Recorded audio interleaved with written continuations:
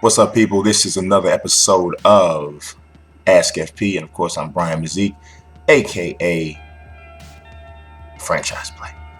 I forgot for a second. I don't even know who I am. Let's jump right in to these questions. We got Weston Flores asking, should the Cubs trade a couple prospects for outfielder like Evan Gattis or Rusney Castillo? I don't think they should be trading any prospects for hitters. They have enough hitters. They actually have some guys who are pretty decent athletes who could probably play different positions. So because that's the case, I don't think that they need to add any hitting. Cubs need to be adding pitching if they're adding anything at all.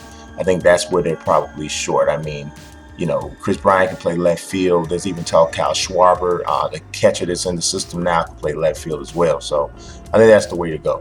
Weston Flores also says, when do you think that Ravish and Rick Rude will be inducted into the Hall of Fame, and who should go in next year? I think Rick Rude should probably go in next year. I think you can make a strong case that he should be one of the leading guys going in next year. So, man, I mean, if you just think about his impact from a standpoint of his type of heel, spawned a lot of different guys like Val Venus and a few other guys, even guys like Tyler Breeze, so to speak, who So I don't know. I think that he should be going in next year. See, Firefly 2205 says, who is the best ever in the WWE when it comes to speaking on the microphone in any close seconds? To me, the best ever in WWE history, pretty much in wrestling history on the mic, is Randy Macho Man Savage. I don't think there's anybody ever as good as him. I think that Jake the Snake is really close. He's up there. I think Dusty Rhodes was great in his time. Punk was good. Hulk Hogan, obviously. The Rock, obviously. Stone Cold was good too. I don't know if Stone Cold was quite as good as some of the other people might say, but I think he was definitely good. Firefly 2205 says, is winning championships in sports overrated? Thoughts? I don't think it's overrated, but I think it can be blown out of proportion a little bit. So in basketball, I think winning championships is huge, and it's definitely right where it's supposed to be, because basketball, you have more impact over winning a championship than any other team sport. But in football and baseball, it's hard to put a guy's total value on if they've won a championship or not, because there's so many guys involved. So many things have to go right. So that's kind of how I look at that. Firefly 2205 also says, if you were an NBA and NFL GM, would you take Tom Brady and Kobe Bryant or Peyton Manning and LeBron James? If I had my choice, I'd like to switch that and take Tom Brady and LeBron James. But if you told me I had to have out of that particular group, I'd probably take Tom Brady and Kobe Bryant. And it's hard because I would rather have LeBron over Kobe every day, all day. And I'd rather have Tom Brady over Peyton Manning pretty much most. But I think I'm a little bit stronger in the Tom Brady over Peyton Manning thing than I am the LeBron over Kobe. So, yeah, that's a tough one, though. Ryan Marsh says, can you predict the standings for the AFC East next year with records included? That's a tough assignment there, Ryan. But I think the Patriots win the division again, even with the suspensions, because I think they just really take this as a us against the world type of thing. Bill Belichick will really jump on that. So I think they win the division, finishing 11-5. I think the Dolphins finish second at 10-6. I think the Jets are third at 9-7, and I think Buffalo's 8-8. So good division. Emilson Jorge says, who do you think the Hawks should have as their go-to guy? I think Horford can be that guy. He has shown it in the past. I would say Horford if I need a bucket and I'm going on the low post. But if I'm going from the perimeter, I'm going to let Jeff Teague create. And if he can find an open Paul Millsap from three, or if he can find an open Kyle Korver for three, I'm going with that. But Horford or Teague are going to be the guys that have the ball in their hands when the game's on the line for me. Because if you think about it, if you need a 3-point basket, you can't really go to Horford. So, Emilson Jorge says, how excited would you be if 2K brings back college hoops and brings in some aspect of NCAA 14 scouting system? I wouldn't care if it had NCAA 2000s scouting system. If college hoops comes back, I'm going to lose my mind, especially if they allow you to import draft classes and stuff like that again. I'm going to go nuts. I mean, because it's be awesome. I would also love to see NCAA football come back, period. Like I think I've answered this question before. The series that I love to see come back the most, college hoops, NCAA football, fight night, and I love to see tennis. I really would. So, and Milson Jorge also says, do you think that Steve Smith can pass Terrell Owens in receiving yards? He is 2,000 yards away, and last season he had 1,000. It's going to be kind of tough because Steve Smith's not a big guy, so sometimes a bigger receiver can have more longevity. But I don't know. I mean, he's a ferocious dude. He's still fast, still got good hands, so it's definitely possible. But I don't know if we can count on another 1,000-yard season from Steve Smith again this season. So I don't know. Solomon says, what do you think about the Pelicans firing Monty Williams? It's kind of a tough thing. I'm sure there's a lot going on in there with that particular decision. It's tough. It's tough to see. I'll tell you this. I know there's talk about Tom Thibodeau and the Pelicans want Tom Thibodeau, but there's no way in the world, if I'm the Pelicans, do I trust Tom Thibodeau with Anthony Davis. And I mean, if you look at the history of Tom Thibodeau and Biggs with him as the head coach, every last one of those guys have become injury prone. It's because he doesn't know how to rest guys. And I would not trust Anthony Davis in his hands. Jovan is saying, what changes do you see the Bulls making that better to get better next season? And what would you change if you could? I think that the Bulls roster is going to be drastically different.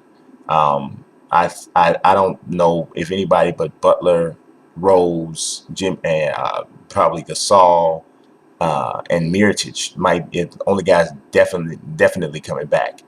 Me, I would go along that same lines, but I would really strongly consider trading Joakim Noah. I love Noah, but Tom Thibodeau has run his body into the ground, and I don't know how much he still has left. He couldn't even finish close to the basket at all with no more lift.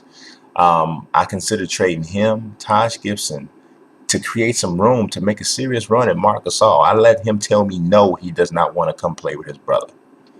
So that's what I would do. Jared says, do you think that the Cubs will make the playoffs? And what are your main matches you think will happen at WWE SummerSlam? I do think the Cubs are going to make the playoffs as a wild card. And in terms of SummerSlam, the main matches I think are going to happen is I think it's going to be a triple threat match between the Shield for the WWE Championship. I think that's what we're going to see. And I think Roman is going to win it at SummerSlam. So that's the main match I think we're going to see. Everson Carter says the best match of all time. I'm assuming you're talking about WWE. That's always hard for me. The ladder match, the Razor Ramon, Shawn Michaels ladder match immediately jumps out to me. But also from this past WrestleMania, I mean, there were some really good matches. The Sting Triple H match was phenomenal. So those things jump out at me immediately when I answer that question. Matt Price says, they say you can't evaluate it until a decade after. So which NBA draft from 2000 to 2005 do you think was the worst? Man, Matt, that's kind of hard to say. I mean, man, I mean, just I looked at this earlier, and I feel like I need to like bring it up again, just to really effectively answer this question. I mean, if you look at the 2000 draft, um, I mean that one was not good at all. It was not good at all. Kenyon Martin, number 1 overall pick. Oh my God! I mean, you probably have to say the best player to come out of that draft is a toss-up between Jamal Crawford and Mike Miller. I mean, you had some guys like Hito Turkoglu, but yeah, it wasn't. Michael Redd. Michael Redd's the best player to come out of the draft, and he was a second-round pick. So that's this. I'd probably have to say 2000s draft, man, because I mean that draft was really bad. I mean, a lot of people might say 2001 draft because Kwame Brown went #1 and he was a bust, but you also got Tyson Chandler, Pau Gasol, Joe Johnson. You got Jason Richardson in that draft, Zach Randolph, Gerald Wallace, Tony Parker, Gilbert Arenas. I mean, so maybe the top wasn't great, but the rest of it was pretty solid. So I would have to go with 2000. I had to look it up again, but I'd have to go 2000. I didn't mean to spend that much time on that question, but I had to really look.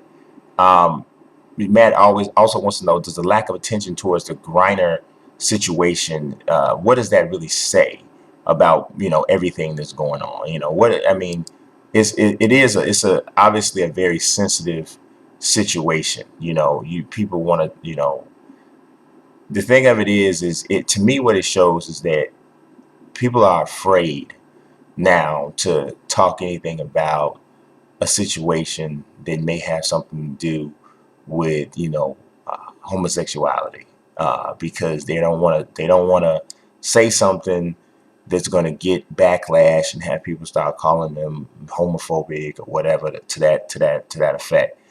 But at the same token, I think what we're seeing now is a reversal of the whole situation. Domestic violence is supposed to be domestic violence no matter how you look at it. So it's not, we talk about equality all the time, and we talk about treating men and women the same and that sort of thing, right? So why is it that when two women get into a fight in a domestic situation, that it's not getting as much attention as it would be if a man was being violent towards his wife? Doesn't make a lot of sense, does it? Now they did get punished. They both got suspended 7 games or whatever have you. But let's think about this. If it was a guy who had beat on his wife or beat on his girlfriend, where his suspension only had been 7 games, what would have happened in regards to that? So that's something interesting, certainly to think about. It is, yeah,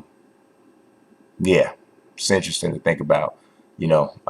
I think a lot of times things become the trendy thing for everybody to jump on board, and people just jump on board because it's what everybody's saying.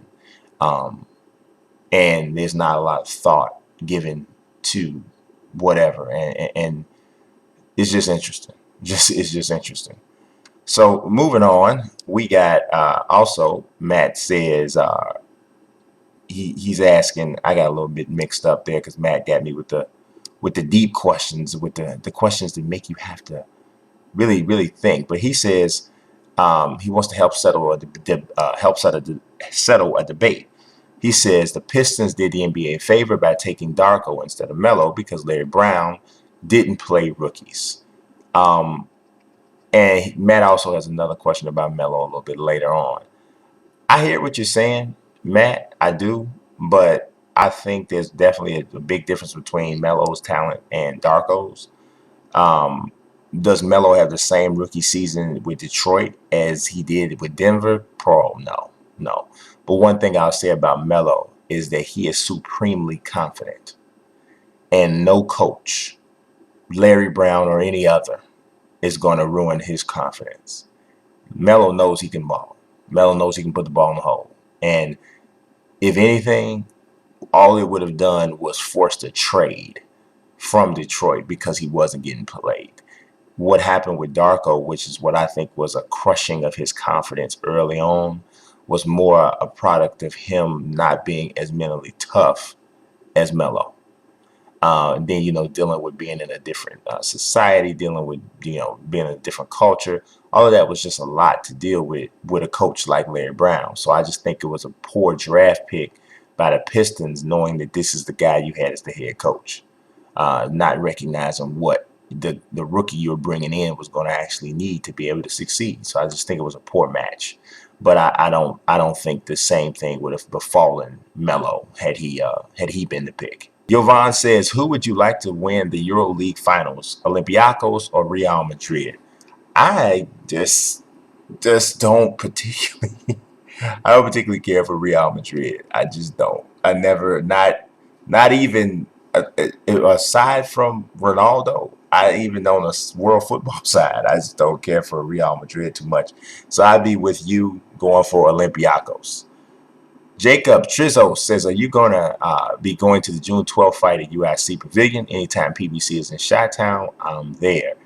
That's gonna more or less be the way it is for me too, Jacob. I don't know for a fact if I'm going to make that one. Originally, I had planned to. Marco Huck was supposed to be the headline fight, but that got switched around. Now it's Erislan De Lara against Delvin Rodriguez, which should be a pretty good action fight. But I've had some stuff come up, and I don't know if I'm actually be able to be there. I actually do have to work the fight in terms of writing the recap for it, but I'm not sure if I'm going to be writing it from inside the arena or not. So I'll keep everybody posted on that. Modern Day DJ says, do you think you will be doing another My GM series or league with the Bulls or any team in mind? I am I'm working on the draft class, and the purpose for doing that is my draft classes are basically going to be set up to drop like at the end of the season. So it's to extend the life of that version of NBA 2K. So this one is going to be to extend everybody's played through whatever they've played through, but this is a realistic draft class with the players already done, the rookies done with a statistical formula, and it allows you to kind of play the next season before NBA 2K16 comes out. So I'm going to do that. So that's one of the ones I'm looking at doing.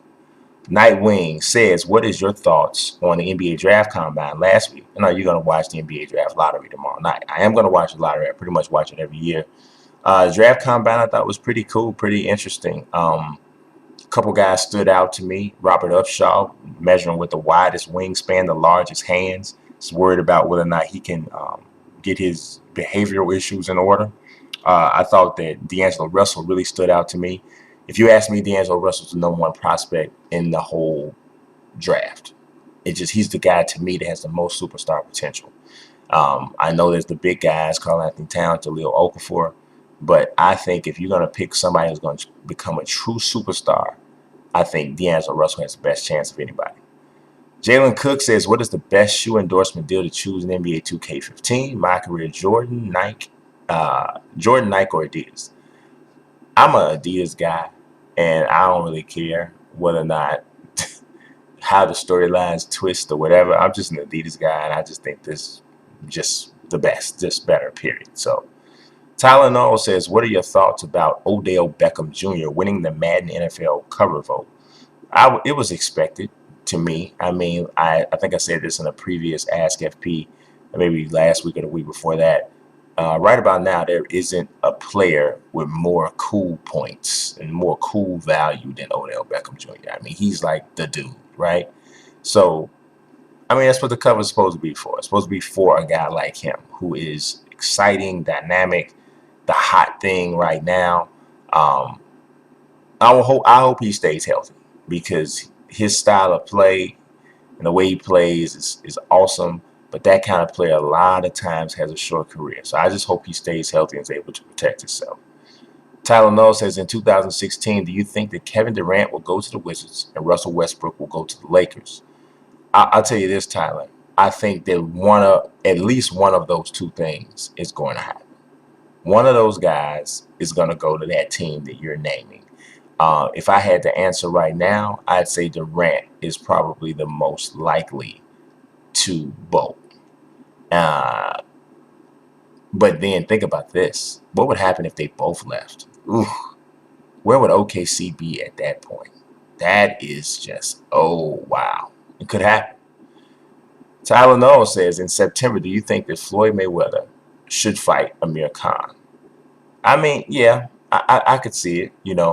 I've maintained this for a while that Amir Khan is a dangerous fight for Floyd because of the hand speed. It's not that I don't think Floyd can beat him. I know he can, and he probably will, but I do think it's a dangerous fight. Amir Khan's hands are very fast, and very rarely does Floyd fight a guy who's as fast as he is. I said that about Pacquiao too. But Pacquiao's not as smart of a fighter as Amir Khan is. But on the other hand, Amir Khan doesn't have a chin. So he's a guy I think Floyd could actually knock out. Check left hook, bang, he's done. So you never know. You never know. But yeah, I do think it probably is a fight he should have. Tyler says if EA Sports does EA Sports UFC 2, whether the location should be put in the game. In the EA Sports UFC, I just really think the locations are just so, they don't even matter to me. I mean, once you're actually fighting, you can't tell where you are. It's not like, a baseball game or a basketball game. You can't tell really where you are. Y'all in octagon. The whole thing about the arena is just about the walk-in portion, and that's not even that significant. So to be honest, if they saved any production time or budget for something else they could add to the game, they could have one arena. I wouldn't even care. Thompson Trey says, do you think that the NBA 2001 Western Conference Finals between the Lakers and the Kings was rigged, coincidentally bad refs? I don't believe in the rigged and the conspiracy theories and stuff. I don't believe in none of that stuff, man. You get bad calls sometimes, you get whatever calls. I just think we as a society are thirsty for controversy and conspiracy theories. I just don't believe in that stuff. I mean, it just is what it is. Maybe I don't want to believe in it. Maybe that's what it is. Matt Price says, is Carmelo Anthony a leader or just a really good player? That's a really interesting question. I think that off the basketball court, he's definitely a leader. Definitely is. He really kind of proved that to me during the Baltimore riots, things that were going on, the way he handled it, with the level of influence that he has. I thought he was extremely responsible and showed great leadership qualities. On the basketball floor, I think he is a scorer, and he's going to do that no matter what, to a certain degree, to a detriment to his team. So some people might say that's not a leader. I think he could possibly be your best player, but I think you need a point guard on the team with him that is a leader. Matt Price says, more surprised when the Clippers blowing a 3-1 lead, the Rockets winning 3 straight, or the Bulls' effort in Game 6. I would say the Rockets winning 3 straight was the most shocking. We know the Clippers could blow things, but the Rockets didn't show themselves to be a clutch type of team that would be able to pull that off. So I thought that was extremely shocking. The Bulls' effort in Game 6 didn't shock me as much, even though, it's from a Bulls fan standpoint, it kind of hurt. But didn't shock me as much because I think that the team was about done with Thibodeau, and they played in that game like a team that was ready for this whole era to be over. And that's what happened. So I appreciate you guys watching. Y'all subscribe, follow. God bless. Peace.